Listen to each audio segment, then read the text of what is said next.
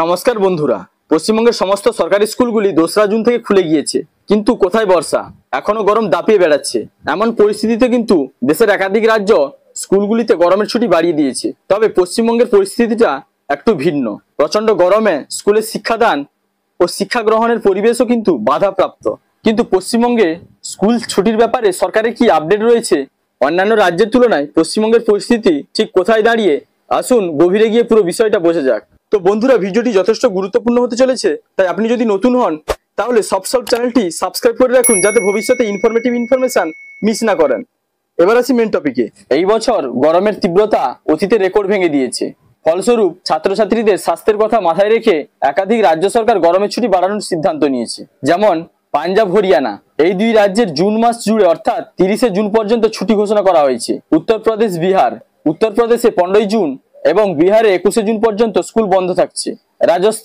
রাজস্থানে কিন্তু 17ই মে থেকে 30শে জুন পর্যন্ত স্কুল ছুটি দেওয়া হয়েছে। ছত্তিশগড় ও মধ্যপ্রদেশ, ছত্তিশগড়ে 25শে জুন এবং মধ্যপ্রদেশে 15ই জুন পর্যন্ত গরমের ছুটি বাড়ানো হয়েছে। এই তালিকা থেকে স্পষ্ট যে উত্তর থেকে মধ্য ভারত পর্যন্তই বেশিরভাগ রাজ্যই পড়ুয়াদের স্বস্তি দিতে ছুটির সময়সীমা বাড়িয়েছে। পশ্চিমবঙ্গের কিন্তু বিপরীত ছবি। অন্যান্য রাজ্যের এই চিত্রের পাশে পশ্চিমবঙ্গ এক ভিন্ন পথে হেঁটেছে। তীব্র গরমের কারণে রাজ্যে 30শে এপ্রিল থেকে গরমের ছুটি শুরু হয়ে গিয়েছিল, যা নির্ধারিত সময়ের থেকে এগিয়ে আনা হয়েছে। ছুটি বাড়ানো হবে কিনা তা নিয়ে অভিভাবক এবং ছাত্রছাত্রীদের মধ্যে ব্যাপক জল্পনা ছিল।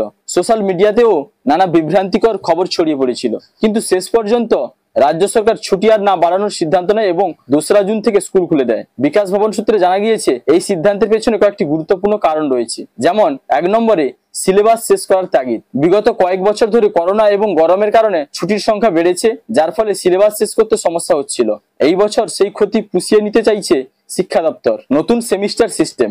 উচ্চ মাধ্যমিক স্তরে নতুন সেমিস্টার ব্যবস্থা চালু হওয়ায় সময় মতো সিলেবাস শেষ করাটাও একটা বড় চ্যালেঞ্জ।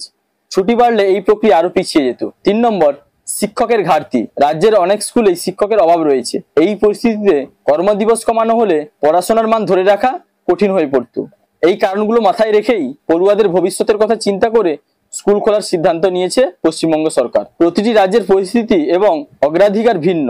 অন্যান্য রাজ্যগুলি যখন ছাত্রছাত্রীদের সাময়িক স্বস্তি দিতে ছুটি বাড়িয়েছে, পশ্চিমবঙ্গ তখন পড়াশোনার ধারাবাহিকতা এবং সিলেবাস সময় মতো শেষ করার উপর বেশি জোর দিয়েছে। এই সিদ্ধান্তের ভালো মন্দ নিয়ে বিতর্ক থাকতেই পারে, কিন্তু পড়ুয়াদের শিক্ষা জীবনের কথা মাথায় রেখে এই পদক্ষেপ তা কিন্তু সরকারের তরফে জানানো হয়েছে। তবে তীব্র গরমের দাবদাহের মাঝে স্কুল খুলে যাবার কারণে শিক্ষার্থীদের বিদ্যালয়ে যাতায়াত ও সেই সঙ্গে বিদ্যালয় পড়াশোনার সময়ে অস্বস্তিকর গরমে সমস্যার সম্মুখীন হচ্ছে ছাত্রছাত্রী এবং শিক্ষক শিক্ষিকাগণ। এখনো পর্যন্ত কিন্তু রাজ্য সরকারের পক্ষ থেকে এই গরমের পরিস্থিতিতে স্কুল ছুটির ব্যাপারে কোনো রকম ঘোষণা করা হয়নি। যদি ভবিষ্যতে স্কুল ছুটি সংক্রান্ত কোনো ঘোষণা আসে, তবে আমি ভিডিওর মাধ্যমে আপনাদের জানিয়ে দিব। তো বন্ধুরা, এই ছিল নতুন আপডেট। ভিডিওটি ভালো লাগলে লাইক, কমেন্ট, শেয়ার এবং সাবস্ক্রাইব করতে ভুলবেন না।